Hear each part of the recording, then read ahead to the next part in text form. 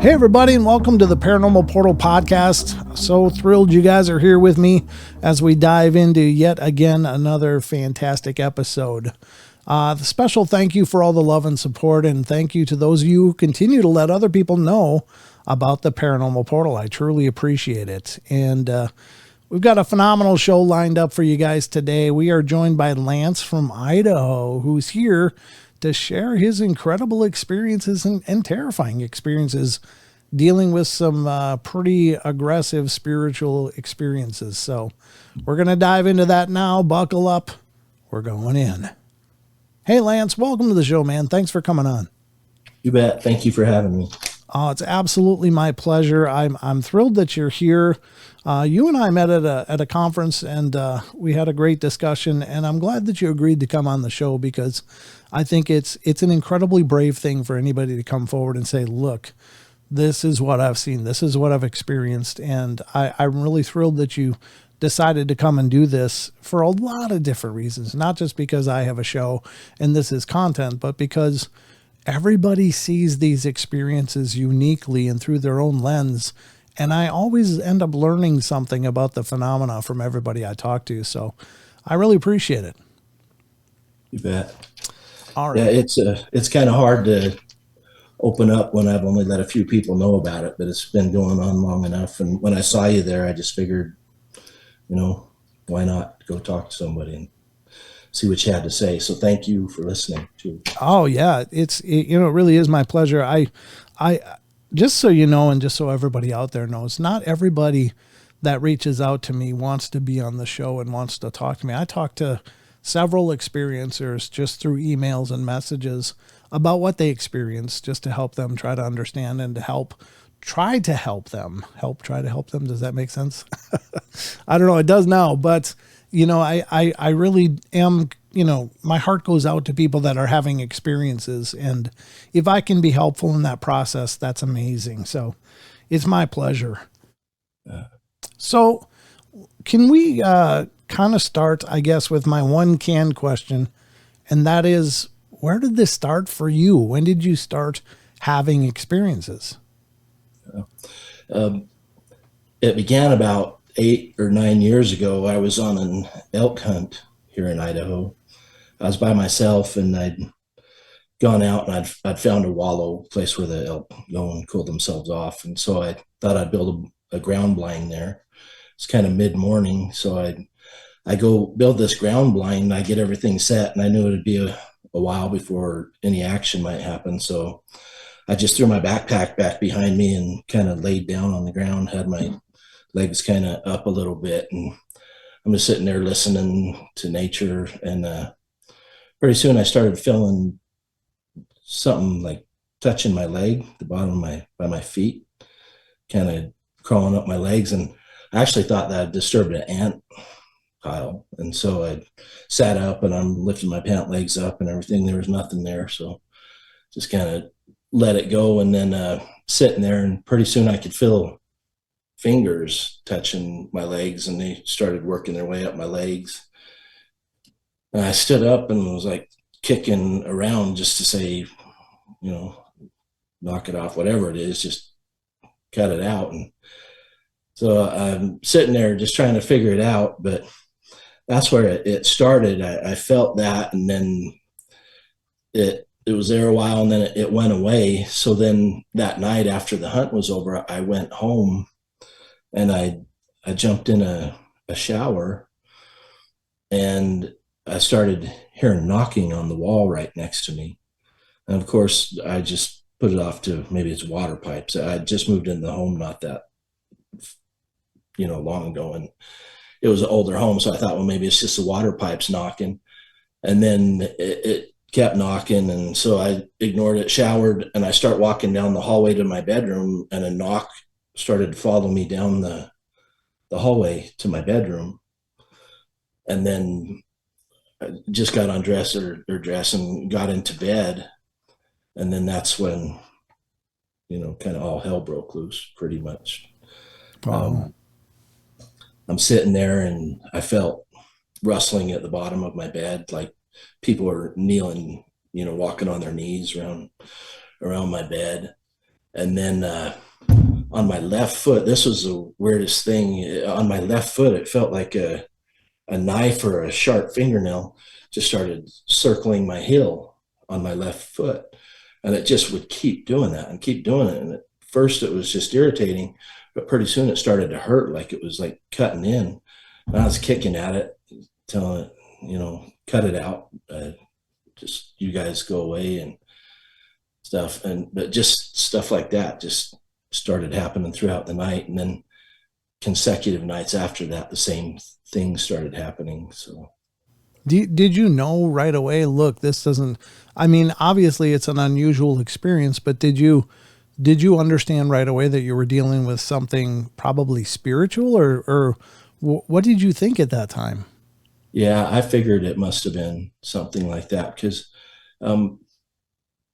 like when I was young, I'd hear things like scratching on my pillows and stuff, and I had in Idaho you have mice, a lot of mice, and I just figured it was like mice in the wall scratching or something. And I had a lot of just odd things like that, maybe seeing some shadows and stuff when you're a little kid, but you just put it off to your childish imaginations, But this was so real, and the touches were so real that there couldn't have been any other explanation. There weren't people in the house with me, and so I figured that's what it was. So do you think this actually may have started much younger for you, but this was just a point of transition when you were hunting? Or do you think that perhaps you brought something back with you from hunting? I think it had been with me pretty much the whole time. They just decided we're going to let him know now that we're here. Oh, I'd been recently divorced for 2 years, and I'd moved away to a smaller town by myself, which can be a mistake. sure. Yeah. But yeah, it really went crazy after that because I hated my heel after about a week of that with the fingernail or whatever going around my heel. My left heel started drying out and cracking really bad. It would bleed. I mean, it hurt to walk on it and stuff. And so I was kicking at it, and I'm calling them dirty names and stuff and just saying, just leave me alone, just, Yeah. I don't know why you're doing this to me. And then that's when I think I told you about this at the conference. I felt real heavy knees on my bed, like a lot heavier than any of the other ones had been. And I'm just laying there, and I could feel knees coming up each side of me, pressing into the bed. And then I felt hands grab my shoulder, and then just a headbutt just come down onto my head. It made me see stars. I mean, it felt physical.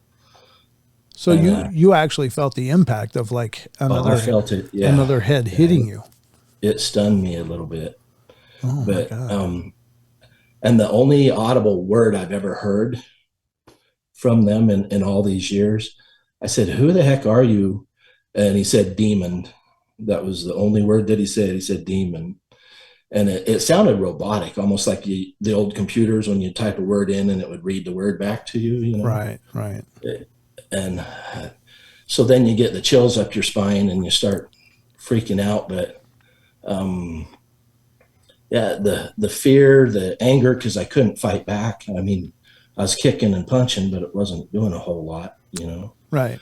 And then they would just keep you up Yeah. all night long. I mean, I might get maybe an hour's sleep is all, and you wake up to them touching you and doing things. So Yeah.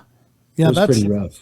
That's horrible. And that's very indicative of potential demonic attacks. And I can't speak with any authority and go, yep, you were definitely dealing with a demon, because even if you hear that word, it's like, well, is it being honest that it's actually a demon, or is it just something evil that's trying to make you afraid? So it uses that term because of course that is a scary term, but what you're describing is incredibly consistent with a lot of oppressions and potential possessions, in that demons don't come out and say, "I'm a demon," right from the get-go.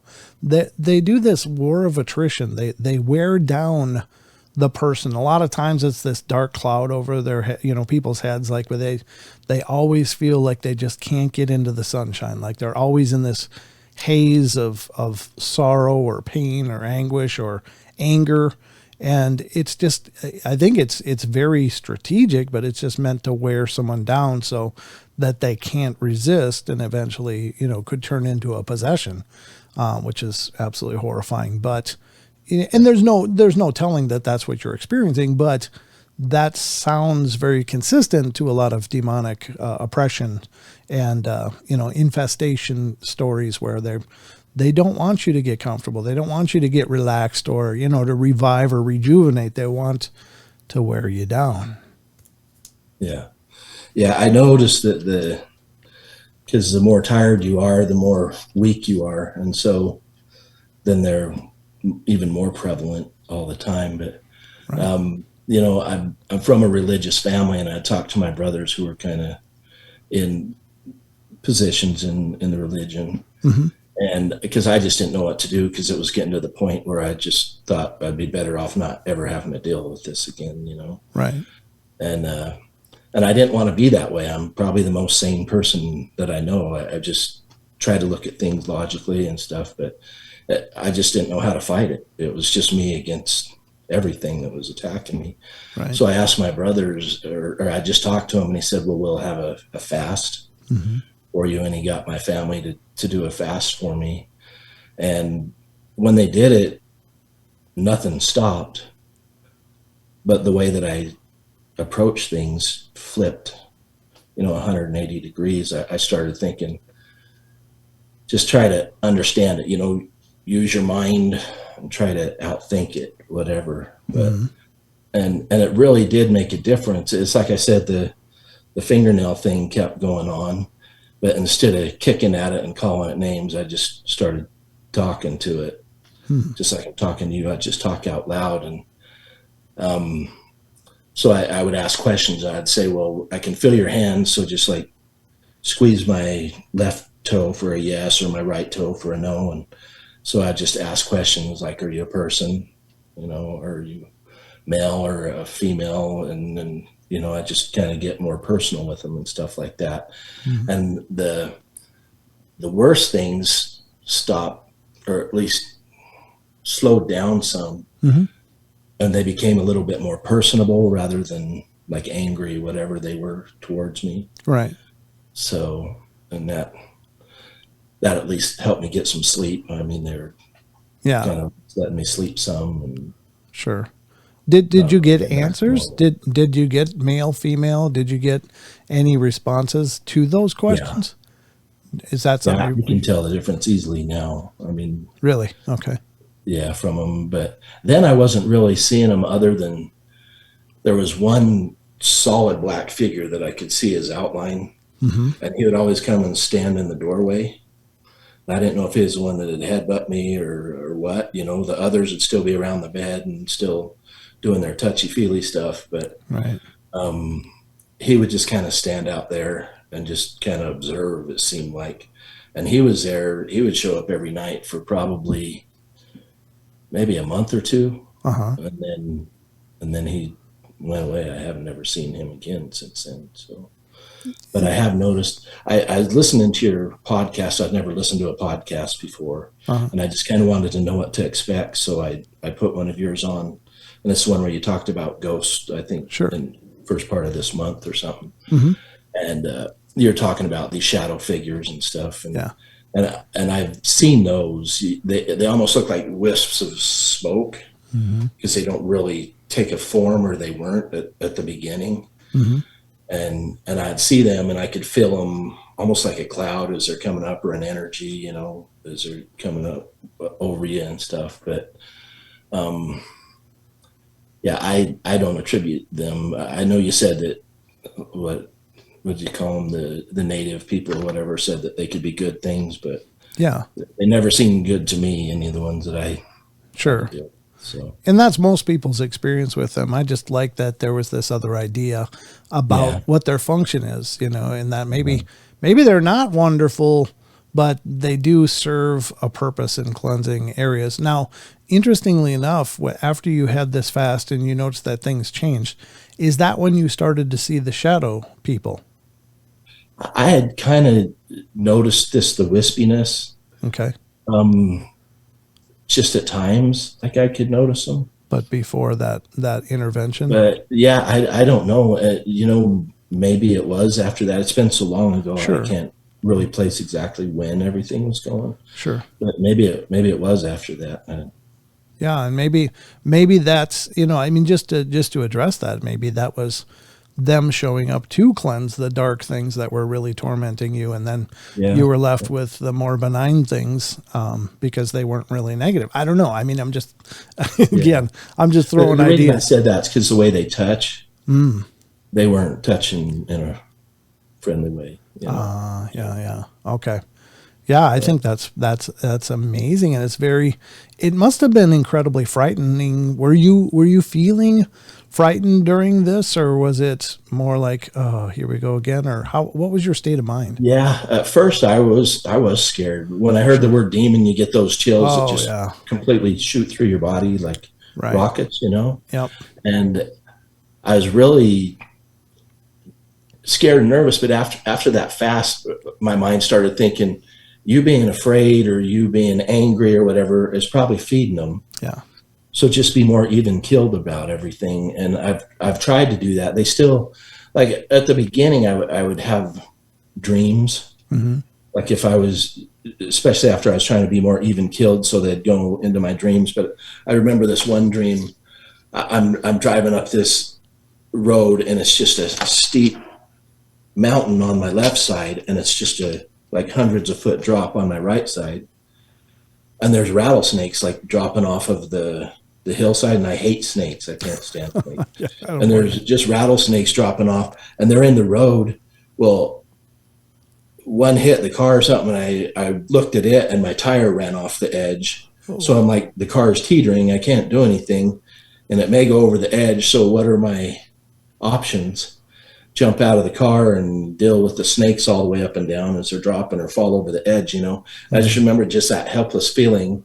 And then I woke up and I could hear them laughing at me about that they, were causing me that way now, because they're going to the dreams rather than trying to hit you in Yeah. an awake state. So Yeah, that's and I do think that that's probably the most common interaction with spiritual entities is probably in our dreams. That either they can influence and enter them just because they're energetic, and our dreams, I think, are energetic as well, or that maybe that's when our minds are the easiest to make contact with.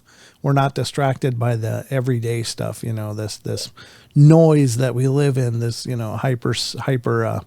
hyper stimulated existence that we have, that, when we're sleeping, we're probably much more wide open to perceive those things. So yeah, I've had plenty of dreams with spiritual things, some wonderful and some not so wonderful. So I can totally empathize with what you're saying.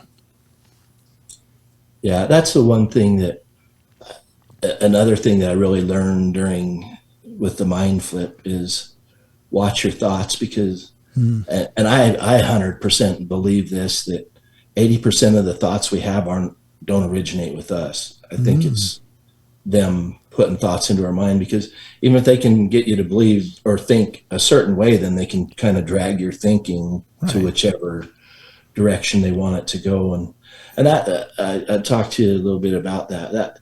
That's one thing that made me nervous about maybe doing a podcast. I don't want people thinking, oh, well, is this real? Is it not? And then going and trying to do something. If I ever opened a door for somebody because of what I'm talking to you about right now, I wouldn't wish it on my worst enemy what I've gone through. Yeah, absolutely. And certainly, I agree that, anytime you're dealing with spiritual, powers or energies or whatever, I mean, you have to be incredibly careful. You got to be incredibly, I think you got to be incredibly informed personally.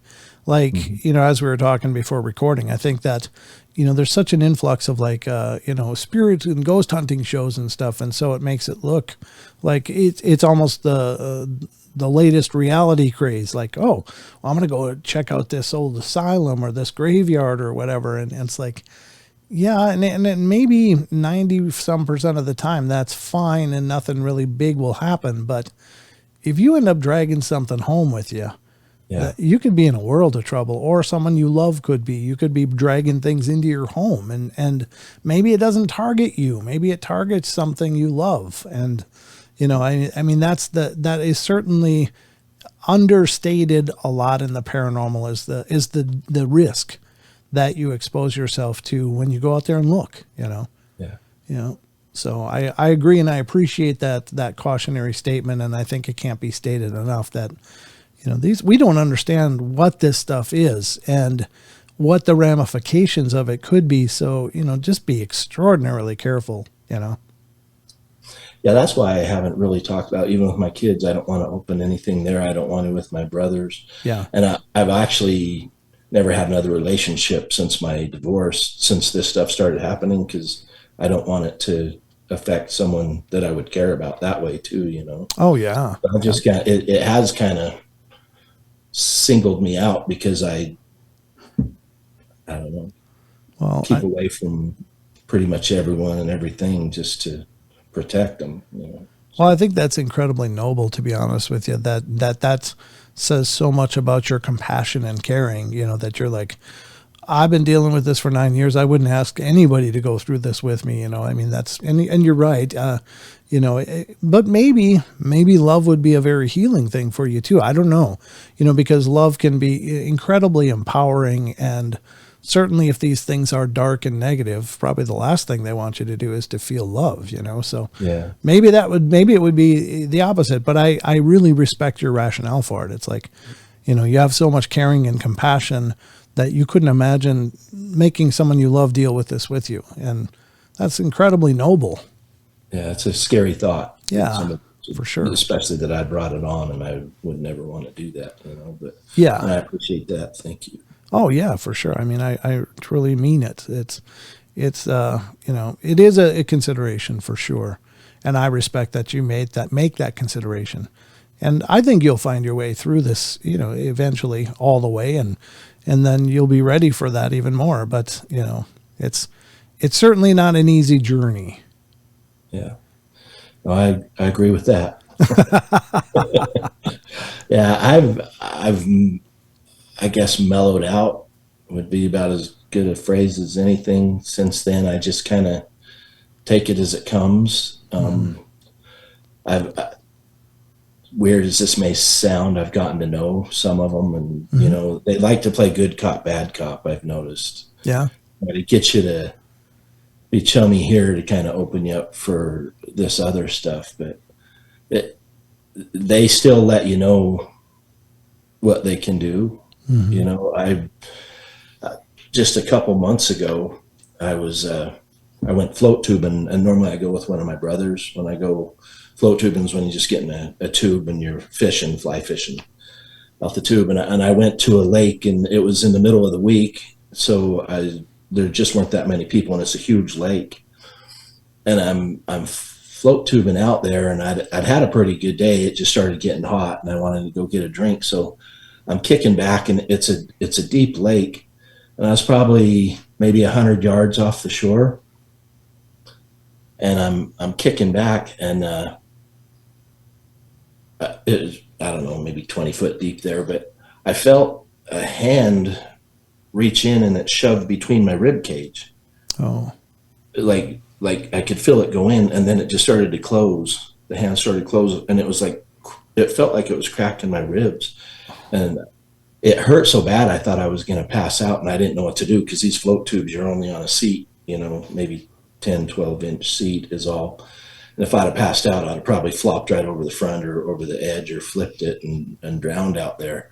But that hand just kept tightening and tightening, and it was so bad I was starting to dry heave. The pain was just excruciating. And I just leaned back and was kicking the shore just as fast as I could kick, thinking, well, at least maybe I can fall in some shallower water or something. But as soon as I got back to the shallow enough water where it was only maybe a foot or two deep, then felt the fist release and the hand pull out of it and stuff. And so I don't know if they're trying to actually kill me there to make me pass out, because I should have. The pain was that bad that I should have. I've had kidney stones. They're horrible, and it wasn't anything compared to what this felt like. Oh, geez. But I don't know if they just let me know now and then, we can still get to you if we feel like it. So Yeah, that's pretty horrible. Yeah, because you're already in a incredibly vulnerable state. I mean, we're not really good on the water. As far as I mean, we're good on land, but water is definitely a tough place for us to be in, especially to have trouble. We need air, and there isn't a lot of air under there. So, geez, that's so diabolical, though, isn't it? yeah, and that's what I say, that they'll be decent. And I'll deal with them for several months, but it just seems like every now and then, I was telling you about maybe a couple weeks after that happened. I was laying there in bed and my left thigh itched. So I reached down just to kind of scratch it. And as soon as my hand touched it, it just started burning really bad. And so I got out and looked, and I had about a 5-inch bloody scratch going the opposite way of what I was touching. It was just a scratch all the way up my leg. And normally I heal pretty quick. I thought, well, maybe I just caught it on something. Yeah. But a couple weeks, but that's been several months ago, and I've still got 3 inches of scar left on my leg from that scratch mark. So, Yikes. Yeah, I mean that's crossing a pretty scary line when they start, putting wounds on you. I mean that to me is really pretty concerning, and I don't, I can't say for sure what you're dealing with, but it does seem incredibly diabolical. yeah.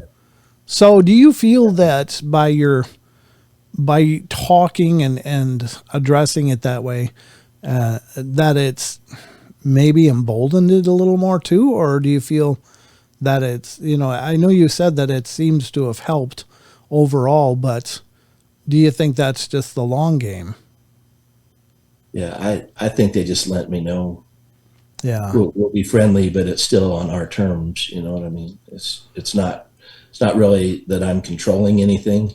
I may be friendlier with them and try to talk nice and stuff like that, but it's still what they're going to do is what they're going to do. So, Yeah, I mean, it's just as I'm listening to you, I'm trying to figure. And again, I'm no expert, but it's like, is this strengthening that?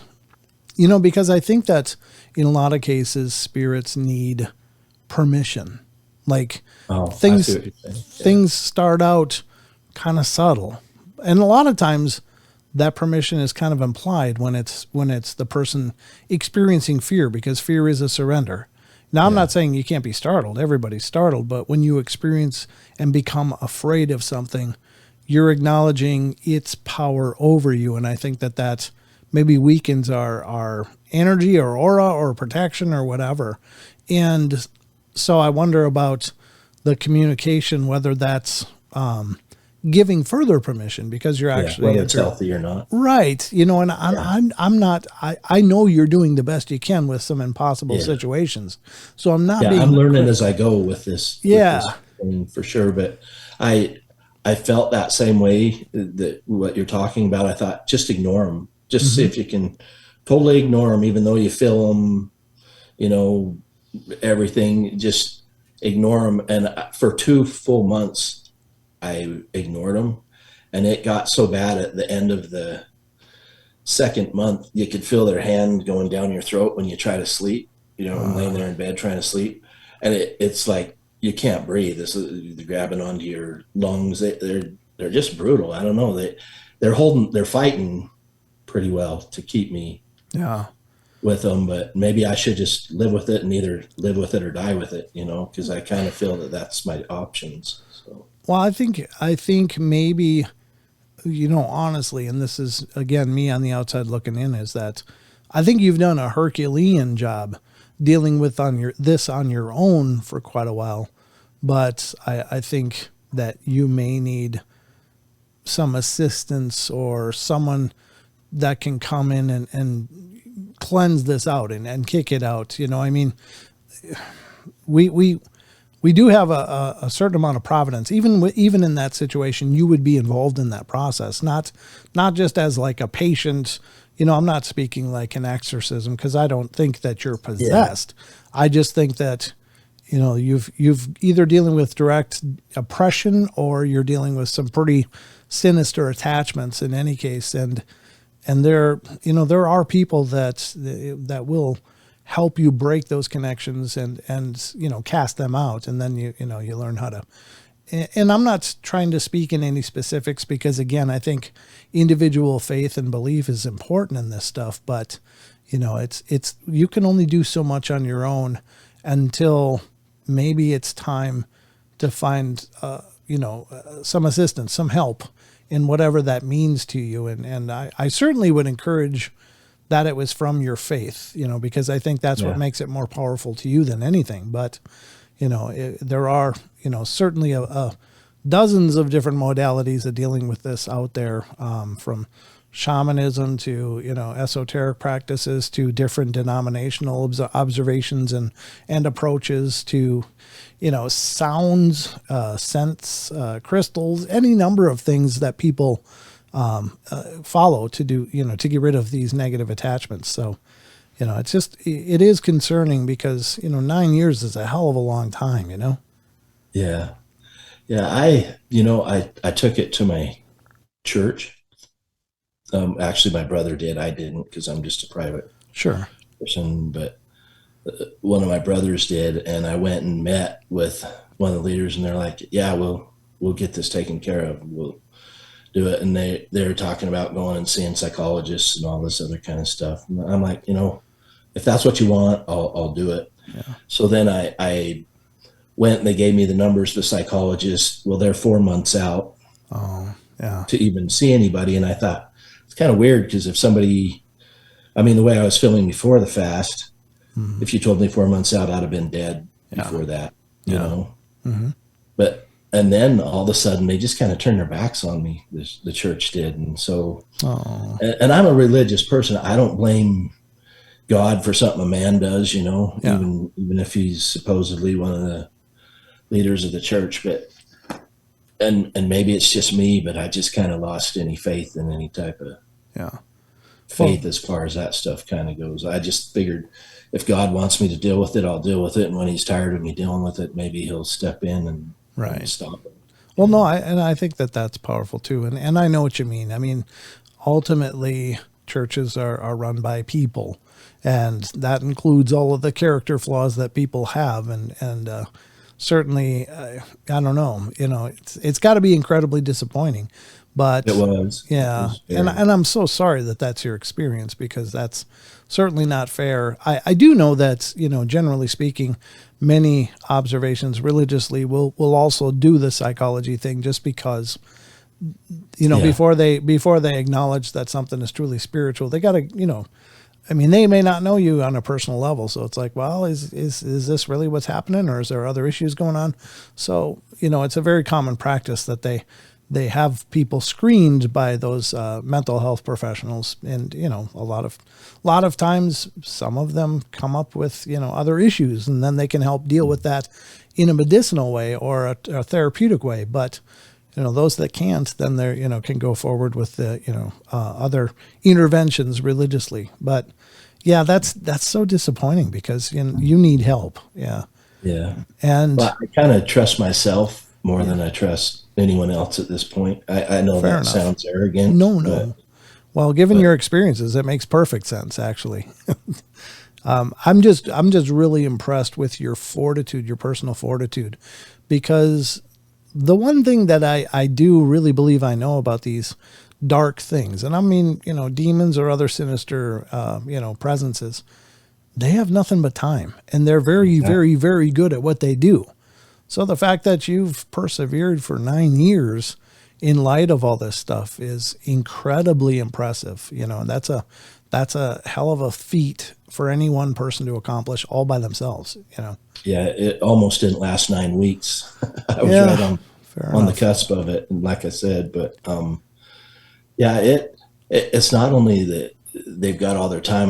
They've had thousands of years to to improve their craft, to be pretty good Right. at what they do. But Yeah. there's also plenty of them, so. How many do you think you may be dealing with? Have you found a I number? started studying. Oh, sorry, I didn't mean to cut you No, off. go ahead. I kind of was studying that and looking into it. And if you look at it from the spiritual aspect, Mm-hmm. I mean, if you believe that like a third of the host of heaven followed Satan, when he came down, they figure there's about 120 million people from the beginning of the earth till whenever is what numbers that I came up with from studying it. Mm-hmm. So that's putting them at anywhere from 40 to 60 billion people. Mm-hmm. So that's an awful lot of people to try to fight against. I mean, they can put quite a few to each person on earth and Sure. keep after you. So I'm just happy. You hear about people that laugh about this stuff and you're an idiot and all this kind of stuff. And at first I was like, don't cast your pearls before swine, kind of thing. Absolutely. But now, I mean, that was towards the beginning, but now I'm happy for them. I think stay as innocent and naive as you possibly can, because it's not worth not hitting that other side of it. It's just That's a good point. There's the old saying, ignorance is bliss. And that's certainly true. In the case of this stuff, I mean, it's nice to just look at the world in this, very rudimentary way. And that's the extent of your concerns with it. That's pretty profound way to live if you can pull it off. But yeah, I mean, for many of us, we didn't have that luxury because these other things found us. And, I mean, I am, again, I'm never like trying to say that all this stuff is negative. I've had some incredibly beautiful spiritual experiences and, and visitations and such, and that were incredibly healing and cathartic for me. But I'm well aware of the dark things too. And the price that takes on you and the toll that it takes on you. So yeah, that's the other side of it. But you're right. And how many do you think you are personally dealing with? I mean, when you say they, do you have an idea? I've asked them, and you don't know whether they're lying or not, but they'll do certain things to me that you film. I've counted up to 50 and 100 of them that, Okay. one time, but I don't know. I mean, there could be 4 or 5. I don't think that they are allowed to go in one, because I kind of preach to them a little bit. That's one of the things that I do. It's not like, I don't know, it's not like preach, but I just kind of talk to them about it and say, why don't you grow up? We didn't do anything to you. Right. I didn't do anything to you personally. So right. I don't know if you just grow up a little bit. You're thousands of years old. It's time to pull on your big boy panties and, move forward.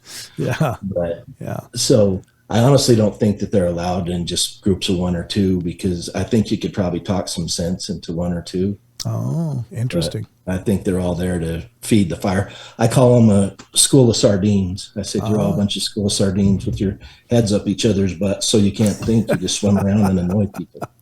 So, yeah. But now I get attacked a lot. You shut up. What did you call me? Yeah.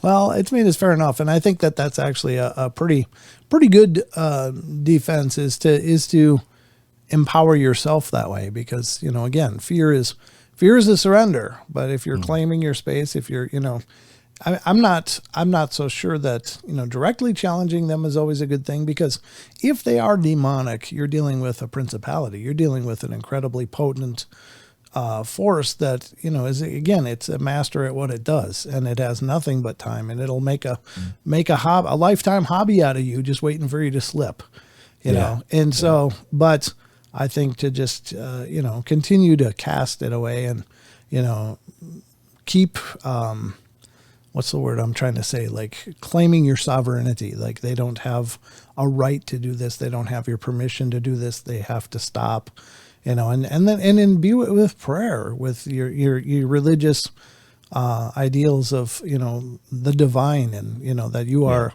under divine providence and protection, I think is incredibly powerful. And, those statements may take some time, because, again, you're dealing with 9 years of this. So, it's kind of like a bad rash. You don't just apply the ointment once. You got to continue to apply it and kind of sour the experience. And so maybe they'll just go somewhere else, look for someone else, but yeah. I haven't lost faith in God. I just kind of lost faith in man a little bit. Fair enough. Yeah.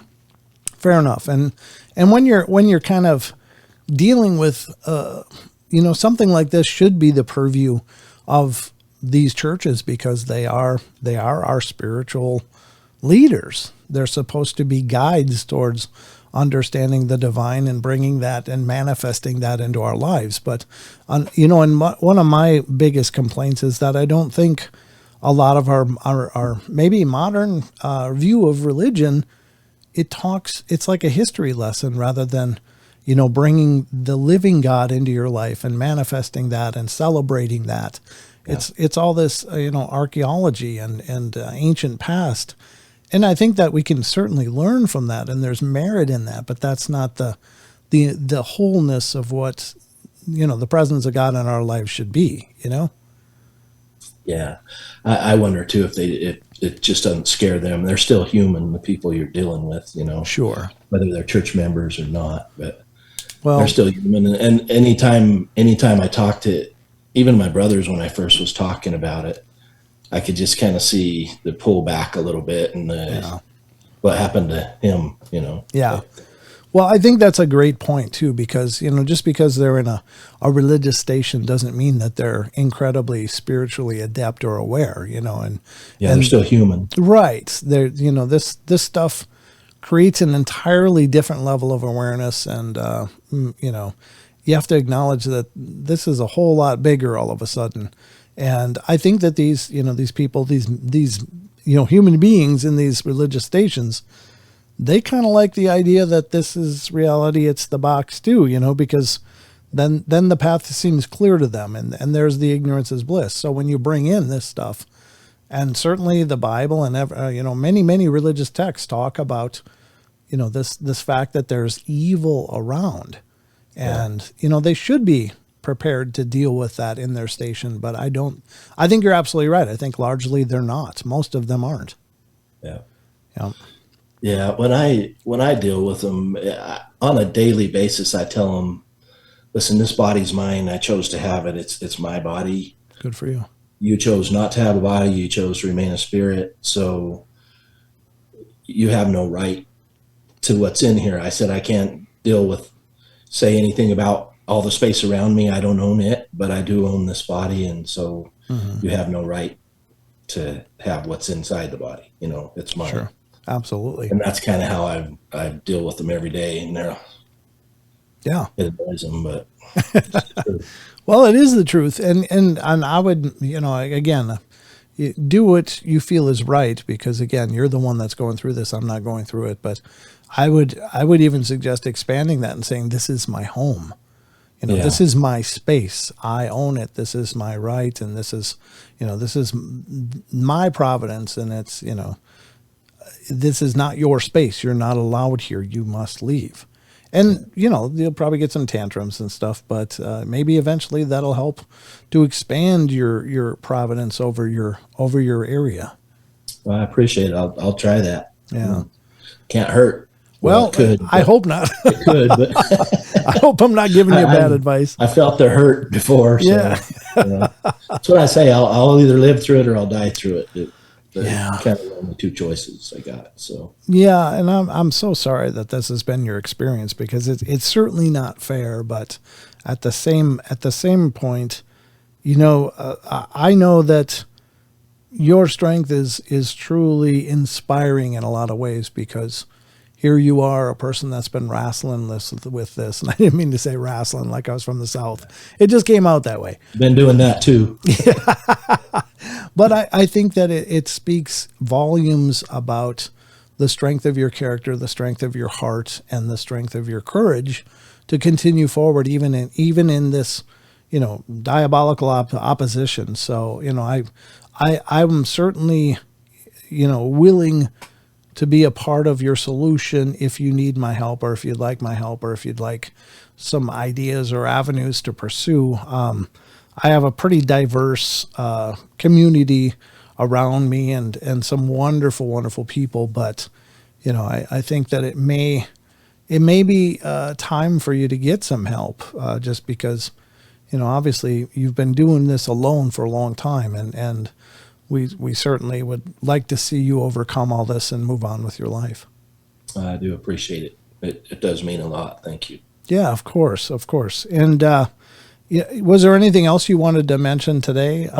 Just as a kind of a sidebar, this may be Sure. a little bit off the topic a bit, but like I said, I listened to your podcast about the ghost thing. Yeah. And just so everybody knows, they hate being called ghosts. They like being called spirits, because they said a ghost is a totally different thing. That's not a knock on you. That's just something. Sure. Because I call them ghosts all the time just to irritate them when they start irritating me. Sure. But when I was listening to that ghost podcast of yours, when you said maybe UFOs had something to kind of do with the spiritual, and I'd kind of always felt that way too. I thought, wonder if it's not, one and the same thing. But I don't know if you've heard of the fire in the sky thing with Travis White from Arizona. Mm-hmm. My ex-wife lived in the same town that he did. She went to the same school, and her mom taught that guy. But I was hunting out there, and I was out by myself on a ridge, probably about 20 miles from where that happened to him. And it was probably maybe midnight, 1 o'clock in the morning. I was just sitting in the back of my truck, and there's pine pockets, but where I was at was just like a huge, almost like a sagebrush flat type area out there. And I don't know, maybe it was a mile away or so, I saw what I thought was a helicopter coming out there, which I thought was weird at that time of night. And especially out there, because I just didn't know a helicopter would be out there unless there was a fire or something I didn't know about. But the helicopter comes in, and it stopped, but I couldn't hear anything. It's a cool, crisp night, so you'd have thought that I heard the rotors or something. But it went out there and stopped, and all of a sudden a flood beam, like a spotlight underneath it, kind of went down. Oh. And just a solid light went down to the ground. And what the heck? And I'm watching it, and all of a sudden this dome of light started growing where that light was hitting, and it would grow out and up almost at the same exact dimensions. And it did that for probably maybe 10 minutes or so. Okay. Until it looked like it was maybe 40, 50 feet off the ground, and then, whatever the dome of light was. Well, then that light clicked off, and whatever it was turned and headed off, but that dome took probably 30, 40 minutes to dissipate. It just slowly dissipated, that dome of light. I thought, that's not I don't know what human thing could do that. So I got in my truck and I turned the radio on, and there was one local radio station playing there. And about 15 minutes later, somebody called in and said, we just saw a UFO. It just come over the top of our, so it kind of, wow. At least I wasn't the only one that saw it, Yeah. But to me, I kind of thought, I don't know how spiritual could do something that physical. And that's kind of what changed my mind just a little bit on, not that it couldn't still, people calling UFO sighting, or the little people sightings, or whatever it is. Yeah. Spiritual, that could definitely be it. But this was definitely a physical thing that. Yeah.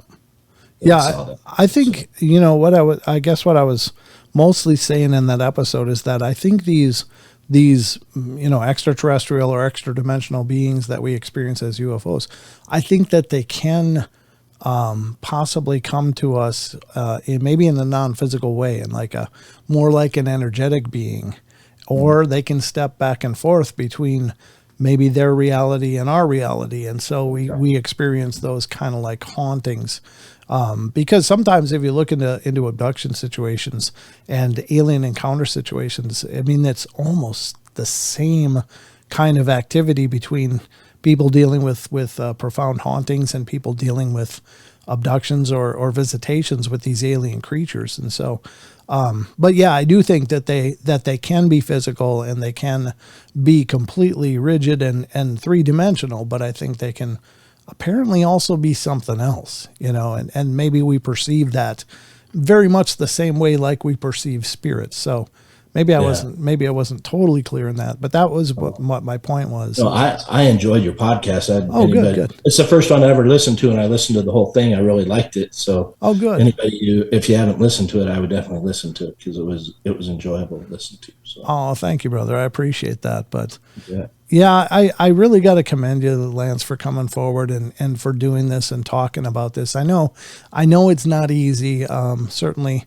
I hope it's been a good experience for you because, again, I think your story is important, your experiences are important, and I'm sure there's going to be plenty of people out there that are going to go, oh, man, can I relate with what he's saying? And it really does help a lot of people to either come forward or just come to terms a little more with what they're experiencing, because I think with a lot of this stuff, people just feel alone. You've been alone with this for a long time. So I really respect that you chose to come forward, and I'm honored that you chose to do it with my show. Well, I appreciate it. I'm glad I met you that day because it was just kind of a whim that I went over because I wasn't planning on anything like that. But, maybe I had a feeling, maybe something nudged me the right direction. So thank you for it. Oh, my pleasure. And I'm here for you, brother. If I can help in any way, just reach out and we can talk, or, let me know how I can be of assistance with you, because you're not alone and you don't need to be alone. So I'm certainly willing to help in any way that I can.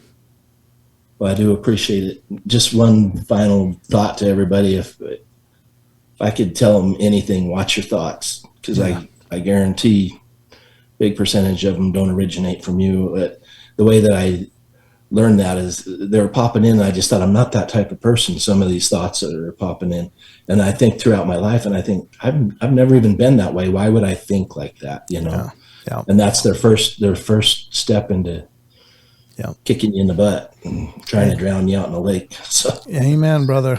I'm with you, and I think you're absolutely right. I think they're able to manipulate telepathically like that, and to plant ideas and thoughts, and that's part of the war of attrition that I was referencing, is that they just beat you down in so many different ways. And one of the ways is mentally, just putting those twisted ideas in your head and things that would absolutely sicken and disgust you, and they keep doing it. So yeah, you're absolutely right. Watch your thoughts and pay attention to your gut. Yeah, for sure. But it's been a pleasure, brother. And thank you again so much for coming on the show. Yeah. Thanks for having me. I appreciate it. My pleasure.